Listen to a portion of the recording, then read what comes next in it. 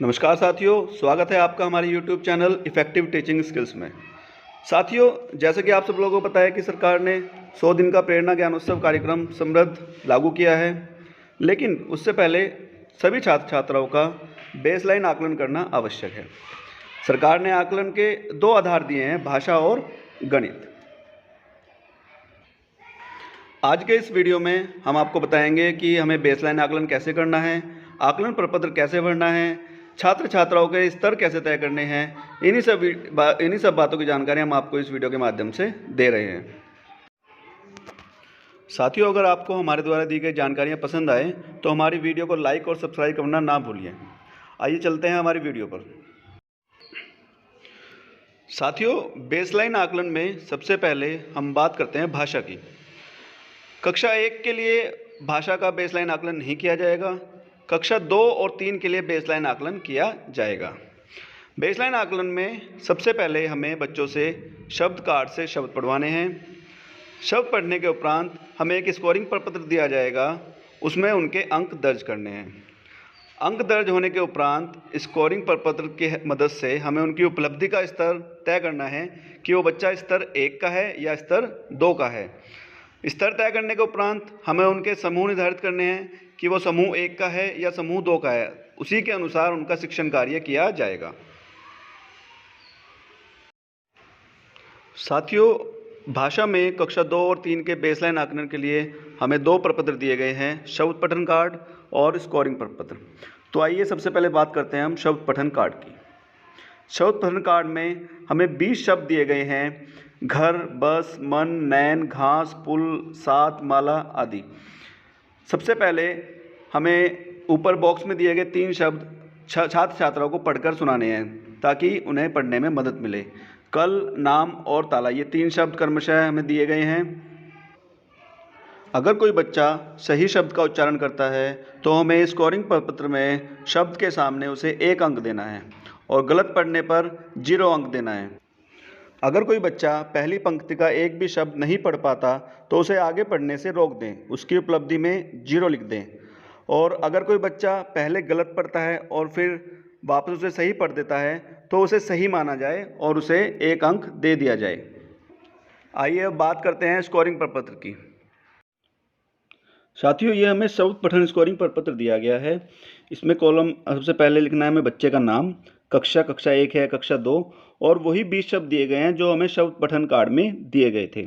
अब यदि बच्चा किसी शब्द को ठीक पढ़ रहा है तो हम उसे 1 अंक देंगे और गलत पढ़ने पर 0 अंक। सही पढ़ने पर 1 अंक और गलत पढ़ने पर 0 अंक। अंत में कॉलम दिया गया है सही पढ़े गए शब्दों के अंकों का योग। यदि सही पढ़े गए शब्दों के अंकों का योग 10 या उससे कम है तो हम बच्चे को स्तर 1 में रखेंगे, और यदि उस सही पढ़े गए शब्दों के अंकों का योग 11 या उससे ज़्यादा है तो हम उसको स्तर 2 में रखेंगे। स्तर 1 के बच्चे को हम समूह 1 की गतिविधि कराएंगे और स्तर 2 के बच्चे को हम समूह 2 की गतिविधि कराएंगे। साथियों, अब बात करते हैं भाषा में कक्षा 4 और 5 के बेसलाइन आकलन की। जिस प्रकार कक्षा 1 और 2 में हमें शब्द पठन कार्ड दिया गया था, इसी प्रकार कक्षा 4 और 5 में हमें पाठ कार्ड दिया गया है। इसमें वाक्य लिखे गए हैं। रोहित के घर के सामने एक बगीचा था, उसमें कई पेड़ लगे थे। रोहित रोज बगीचे में खेलने जाता था, उसके दोस्त भी खेलने आते थे, वे फुटबॉल खेलते थे। सर्वप्रथम हमें क्या करना है, ऊपर एक बॉक्स बना हुआ है, उसमें लिखा हुआ है यह मदन की साइकिल है। ये हमें बच्चों को पढ़कर सुनाना है ताकि बच्चे समझ सके कि हमें किस प्रकार बोलना है। इसके बाद जो हमें पाठ कार्ड स्कोरिंग प्रपत्र दिया गया है, इसमें कॉलम में बच्चे का नाम, पहले बच्चे का नाम लिखना है, कक्षा लिखनी है, कक्षा 4 का है, कक्षा 5 है, और जो 30 शब्द दिए गए हैं हमें, जो पाठ कार्ड में दिए गए थे वही शब्द इसमें दिए गए हैं, वो हम बच्चों से पढ़वाएंगे।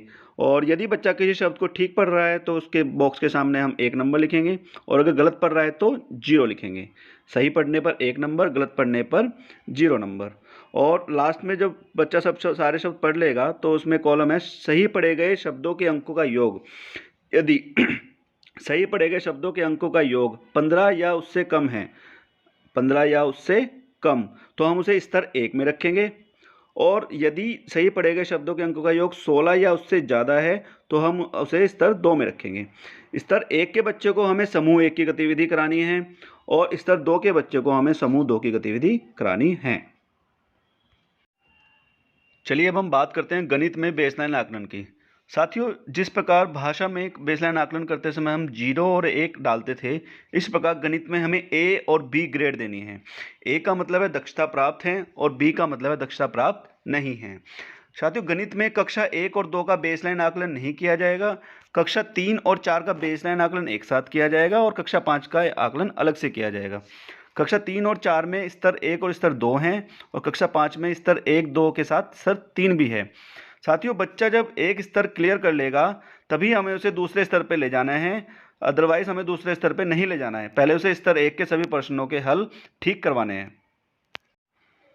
साथियों, कक्षा 3 और कक्षा 4 के लिए जो हमें आकलन टूल दिया गया है, इसमें 2 स्तर हैं, स्तर 1 और स्तर 2।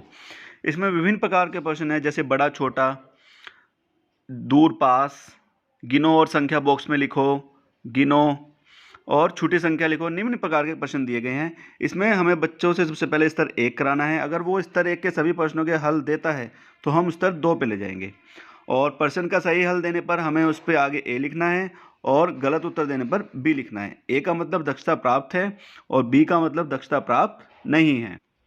इसी प्रकार इसमें स्तर 2 है। इसमें स्थानीय मान, जोड़, घटा, गुणा ये प्रश्न दिए गए हैं। स्तर 2 हमें तभी कराना है जब स्तर 1 पूरा हो जाएगा बच्चे का। इसके बाद हमें जो आकलन प्रपत्र दिया गया है, भाषा में हमें स्कोरिंग प्रपत्र दिया गया था और गणित में हमें आकलन प्रपत्र दिया गया है। इसमें बच्चे का नाम लिखना है, बच्चे का अगर बच्चा स्तर 1 में संख्या पूर्व ज्ञान है, अगर उससे दक्षता प्राप्त करता है तो उसके सामने ए लिख देंगे और दक्षता प्राप्त नहीं करता है तो बी लिख देंगे। स्तर 1 पूरा करने के बाद अगर वो स्तर 2 कर रहा है, इसमें भी इसी तरह दक्षता प्राप्त कर रहा है तो ए, दक्षता प्राप्त। चलिए अब बात करते हैं कक्षा 5 के बेसलाइन आकलन के बारे में। साथियों, जिस प्रकार कक्षा 3 और कक्षा 4 में स्तर 1 और स्तर 2 दिए गए थे, इसी प्रकार कक्षा 5 में स्तर 1 और स्तर 2 के साथ स्तर 3 बढ़ा दिया गया है। स्तर 1 और स्तर 2 में प्रश्न वही सेम है जो कक्षा 3 और 4 में थे। इसमें क्या बढ़ा दिया गया है, स्तर 3 में स्थानीय मान के प्रश्न ऐड कर दिए गए हैं, जोड़, घटा, गुणा और गुणा के साथ साथ भाग भी जोड़ दिया गया है। यदि बच्चा स्तर 1 और स्तर 2 के सभी प्रश्नों में दक्षता प्राप्त कर रहा है तभी हम उस बच्चे को स्तर 3 पर ले जाएंगे। चलिए अब बात करते हैं कक्षा 5 के आकलन प्रपत्र के बारे में। जिस प्रकार कक्षा 3 और 4 में स्तर 1 और स्तर 2 थे, कक्षा 5 में स्तर 3 बढ़ा दिया गया है। भरने का फॉर्मूला वही रहेगा। अगर बच्चा किसी प्रश्न में दक्षता प्राप्त कर रहा है तो ए और दक्षता प्राप्त नहीं कर रहा है तो बी। स्तर 1 के सभी प्रश्नों में दक्षता प्राप्त करने के बाद हम बच्चे का स्तर 2 चेक करेंगे। अगर बच्चा स्तर 2 में सभी प्रश्नों पर दक्षता प्राप्त कर रहा है तब हम उसका स्तर 3 चेक करेंगे। तो साथियों, ये वीडियो थी बेसलाइन आकलन के बारे में। आशा करता हूँ कि आप अब आसानी से बेसलाइन आकलन कर सकेंगे। अगर आपको हमारा ये वीडियो पसंद आए तो सब्सक्राइब करना ना भूलें और बेल आइकन पर ज़रूर प्रेस करें।